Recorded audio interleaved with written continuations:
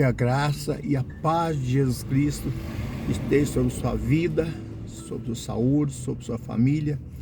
Que em tudo possa ser abundante as bênçãos do Senhor. Amém? Você crê nisto? Que Deus te abençoe poderosamente em nome de Jesus.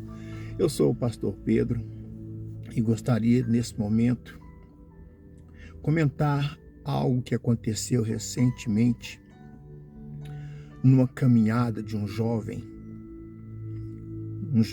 ungido por Deus, eu diria assim, que resolveu fazer uma caminhada de 320 quilômetros de um estado a outro estado. Acredito que vocês tomaram conhecimento a respeito dessa caminhada, mas aconteceu algo ali que me chamou muita atenção. E eu quero exatamente estar tecendo esse comentário, porém antes eu gostaria de meditar na palavra de Deus, porque a palavra de Deus nos leva a entender e compreender esse acontecimento que ali aconteceu, pelo qual daqui a pouco estarei falando. Amém? Se nós abrirmos a palavra de Deus lá no livro de Jó, capítulo 1, vamos observar o que Deus fala conosco aqui. A palavra diz o seguinte: havia um homem na terra de Uz, cujo nome era Jó, homem íntegro e reto, temente a Deus e que se desviava do mal. Observa que era um homem íntegro, um homem que andava na presença de Deus. Ele lutava contra o mal, ele não aceitava o mal na vida dele, não aceitava o pecado, hipótese alguma. Versículo 2 nos diz: nasceram-lhe 7 filhos, 3 filhas. Possuía 7.000 ovelhas, 3.000 camelos, 500 juntas de bois e 500 jumentas. Eram também muito numeroso o pessoal ao seu serviço, de maneira que este homem era o maior de todos do Oriente. Observa que era um homem próspero, né? Um homem que, devido à obediência dele a Deus, íntegro, Deus honrou ele com bens materiais. E era um homem muito próspero. Versículo 4 nos diz: seus filhos iam às casas uns dos outros e faziam banquetes, cada um por sua vez, e mandavam convidar as suas 3 irmãs e comer e beberam com eles. Nota aqui que toda a família era unidos. Havia relacionamento, havia sabedoria, havia momentos assim de prazer, de alegria, né? Porque Deus nos chama a permanecermos juntos e unidos, principalmente no seio da família. Versículo 5 nos diz: decorrido o turno dos dias de seus banquetes, chamava Jó seus filhos e santificava.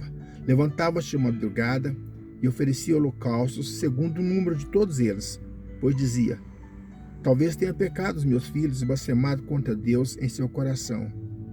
Assim o fazia Jó continuamente. No dia em que os filhos de Deus vieram para apresentar-se perante o Senhor, veio também Satanás entre eles. Então perguntou o Senhor a Satanás: de onde vens? Satanás respondeu ao Senhor e disse: de rodear a terra e passear por ela. Perguntou ainda o Senhor a Satanás: observaste meu servo Jó? Porque ninguém há na terra semelhante a ele, homem íntegro, reto, temente a Deus e que se desvia do mal. Então respondeu Satanás ao Senhor: porventura Jó debalde teme ao Senhor? Ou seja, realmente ele teme a ti, Deus? Acaso não o cercaste, concebe ele, sua casa e a tudo quanto tem? A obra de suas mãos abençoaste e os seus bens multiplicaram na terra. Estende, porém, a mão e toca-lhe em tudo quanto tem, e verás se não blasfema contra ti na tua face. Vemos aqui a presença de Satanás perante Deus e Satanás desafiando a Deus, né? Porque Deus realmente abençoava essa família, mas Satanás tenta pôr uma dúvida no coração do pai. Versículo 12 diz o Senhor a Satanás: eis que tudo quanto ele tem está em teu poder, somente contra ele não estendas a mão. E Satanás saiu da presença do Senhor. Agora observa bem os versos seguintes. Sucedeu um dia em que seus filhos e suas filhas dormiam e bebiam vinho na casa do irmão primogênito. Que veio o mensageiro a Jó, ele disse: os bois lavravam e as jumentas passeam junto a eles. De repente deram sobre eles os sebeus, os levaram, mataram os servos a fio de espada. Só eu escapei para trazer-te a nova. Começa aqui Satanás a agir na vida desse servo de Deus. Versículo 16 fala: falava este ainda quando veio outro e disse: fogo, presta atenção nessa palavra, fogo de Deus caiu do céu e queimou as ovelhas e os servos e os consumiu. Só eu escapei para trazer-te a nova. Eu observo aqui uma palavra que fala que Deus, fogo de Deus caiu do céu. Eu não vejo aqui que esse fogo realmente é de Deus. Isso é um pensamento meu. Porque Deus jamais faria isso contra seus filhos. Nós sabemos disto.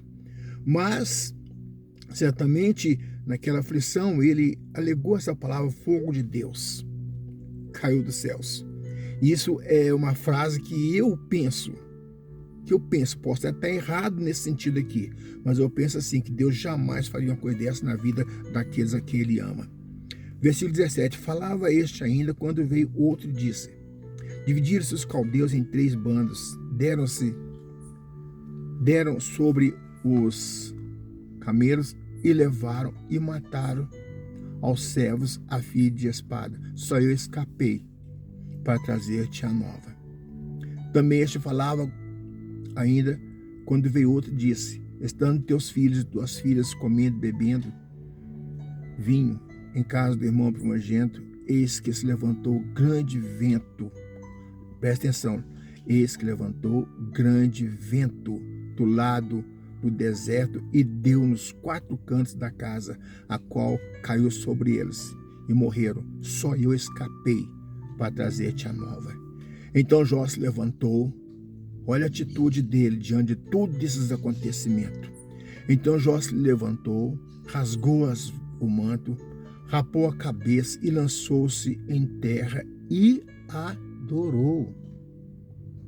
Meu Deus, diante de tanta tragédia, este homem não blasfemou, este homem não reclamou, pelo contrário, ele se prostrou e adorou. E disse: nu saí do ventre de minha mãe e nu voltarei. O Senhor o deu e o Senhor o tomou. Bendito seja o nome do Senhor. Em tudo isso, Jó não pecou, nem atribuiu a Deus falta alguma. É impressionante esse acontecimento, porque, na verdade, era um servo de Deus Altíssimo. E a gente pergunta, por que aconteceu isso com ele? Por quê? Meus irmãos, recentemente, este jovem que eu falei no princípio fez uma caminhada de 320 quilômetros do estado de Minas até Brasília. Você sabe o que eu estou falando. Era um jovem temente a Deus. Era um jovem que anda no caminho do Senhor. É um jovem que ama as famílias, luta pela nação, que a nação possa ser próspera. É um jovem realmente, deu como ungido por Deus, eu diria assim, ungido por Deus. Mas é interessante observar que algo anormal aconteceu nessa caminhada. Ali, quando o povo estava reunido, caiu um raio. Caiu um raio ali e atingiu várias pessoas.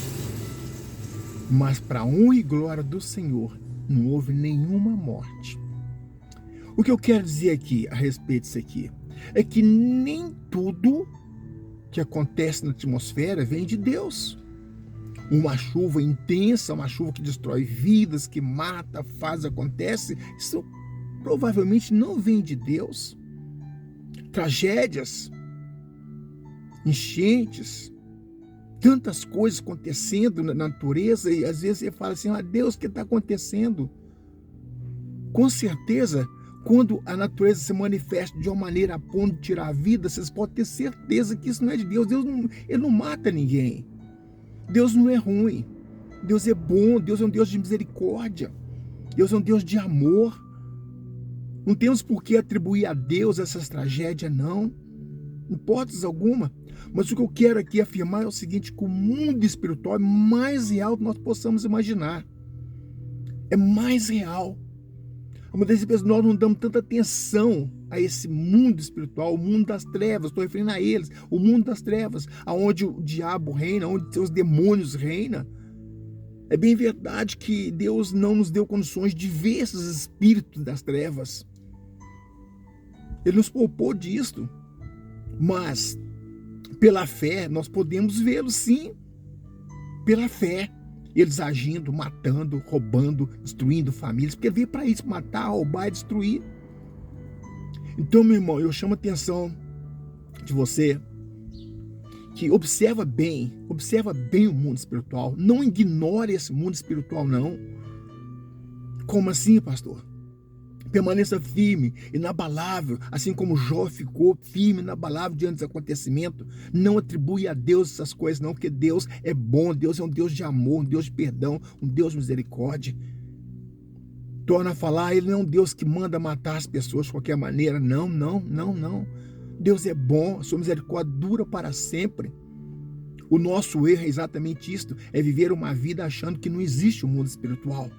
As trevas estão patentes, estão presentes nesse mundo. Agora, como ficar livre de tudo isso, pastor? É permanecer firme e inabalável na presença do Senhor. Aconteça o acontecer na sua vida. As trevas vão levantar contra você, principalmente quando você é uma pessoa que anda no caminho do Senhor. Jesus falou sobre isso, no mundo 3 aflições, tem bom, eu venci o mundo. Jesus se referia exatamente isso, as trevas agindo na vida daqueles que buscam a presença de Deus. Meu irmão, se você está firme na presença de Deus, não desanima. Não desanima. Jó não desanimou diante de tantas tragédias. Um servo de Deus Altíssimo passando por isso, e é assim que tem que ser a nossa vida. Diante das circunstâncias, diante dos problemas, permaneça firme, inabalável na presença do Senhor. Não retrocede. Não retroceda, porque é tudo que o inimigo quer. Você viu o que Jó fez? Diante de tantas tragédias, ele não murmurou, ele não reclamou, ele não blasfemou. Não, ele glorificou a Deus. No eu nasci, no eu voltarei. E então nós devemos seguir esse exemplo, sim, sabendo que Deus está no controle, Deus está no comando de tudo. Por favor, não perca a esperança, não perca a sua fé, não deixe o inimigo minar você, porque ele vai trabalhar sim, ele vai trabalhar. Nenhum de nós estamos livres desses ataques de Satanás. Nossas famílias às vezes é atacada por ele. Não vai você pensar pelo fato de você estar na presença de Deus, você está livre do ataque de Satanás, não. Ele é ruim, ele é mau. Ele ataca somente aqueles que estão no caminho do Senhor. Se aconteceu algo na sua vida e que você está chateado, não, levanta a cabeça, olha para Deus, olha para o autor da nossa fé, que é Jesus Cristo. Não desanime, prossiga. Prossiga firme na palavra da presença do Senhor. Eu estou trazendo essa palavra aqui, nesta manhã, exatamente para comparar a vida de Jó, os acontecimentos, a atmosfera ali matando o servo de Jó, com o que aconteceu nessa caminhada, um raio que cai ali e fere várias pessoas. Mas observa o seguinte, que Satanás nunca é vencedor, ele é derrotado. Nenhuma vida ali foi ceifada, nenhuma vida foi ceifada. É bem verdade que houve ali feridas, tudo, mas nada que possa falar, morreu, ou está morrendo. Não, Deus deu livramento. Deus deu livramento. Por quê? Porque aquele ato ali era um ato de fé. O povo cantava, o povo louvava a Deus durante a caminhada. O povo não estava ali fazendo bagunça, não. Estava ali sendo guiado pelo Espírito Santo de Deus. E estava acontecendo ali, Satanás ficou furioso, com certeza. Muitos macumbeiros fizeram macumba, clamaram Satanás para que impedisse essa caminhada. E Satanás ouve e pratica, porque a palavra tem poder, nós sabemos disso. Ele é fraco, ele é derrotado. Mas quando é clamado, ele ouve. Somente quando é para fazer o mal, quando é para ofender os filhos de Deus, ele ouve. Então, meu irmão, minha irmã, atenta para isto. Eu não sei o que você está passando, mas lembra sempre disto. Quanto mais você aproximar de Deus, mais o inimigo vai tentar destruir sua vida. Por favor, Não desanime, persevere. Persevere firme, olhando para o autor de nossa fé, que é Jesus Cristo. Deus está contigo, Deus está comigo, Deus está conosco, Deus está nessa nação, contemplando os bons e os maus. Pode ter certeza disso, Deus está presente. Se nós observarmos o que aconteceu no final desta palavra, lá em Jó 42, versículo 5, nos diz: eu te conhecia só de ouvir, mas agora os meus olhos te veem. Por isso me abomino e me arrependo no pó e na cinza. Eu te conhecia só de ouvir falar. Só de ouvir falar. Nós não conseguimos ver a presença de Deus, ver os anjos, não, porque se nós olhássemos, se nós tivéssemos essa visão, com certeza a glória de Deus é tão forte, nós cairíamos mortos, mas Deus nos poupou sobre isso. Mas eles existem, eles estão no nosso meio. Os anjos do Senhor acampam ao teu redor, ao redor da tua família, ao redor da tua empresa. Os anjos do Senhor acampam ao nosso redor. Mas Satanás está irado, porque o fim dele está acabando. Meu irmão, minha irmã, eu deixo essa palavra para você meditar e pensar. E uma palavra de exortação: não desanima. Não desanima. Feche teus olhos, vamos orar. Pai Santo, Pai amado, em nome de Jesus, na tua presença nós nos encontramos nesse momento, nessa linda e abençoada manhã que nos concede, Senhor. E te pedimos, Pai, permaneça, Senhor Deus, as tuas bênçãos, a tua proteção, os livramentos sobre a nossa vida, Pai. Proteja nossa família, nossas crianças, nossos jovens, nossos adultos, nossos anciões. Oh, Pai, proteja nossa nação, abençoa nossa nação, meu Deus. Abençoa, Pai, estamos passando por um momento tão difícil, Pai, tão difícil, Senhor. São momentos, Deus Pai, que é bem verdade, o pecado, Senhor Deus, que está sobre a nação provoca tudo isso. Nós sabemos disso, Senhor. Quando pecamos, nós damos legalidade para o inimigo. Mas, Senhor, eu te peço, faça cessar o erro, faça cessar o pecado, faça cessar, Senhor Deus, as tragédias, meu Deus. Toca no coração de cada brasileiro, meu Deus, de cada autoridade, Pai. Perdoa, Senhor Deus, o pecado, Pai, desses tiranos que estão ali, Senhor Deus, subjugando a nação. Eles não sabem o que está fazendo, meu Deus.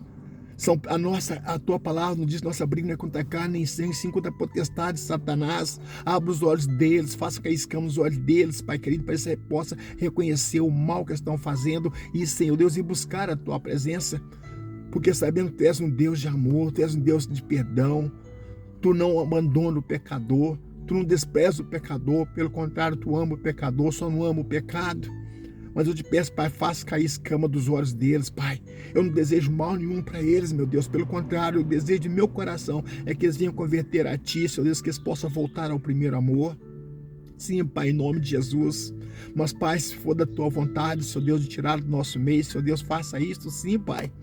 Faça isso sim. Proteja nossas famílias, nossas crianças, Senhor Deus. Proteja nossa nação, meu Deus.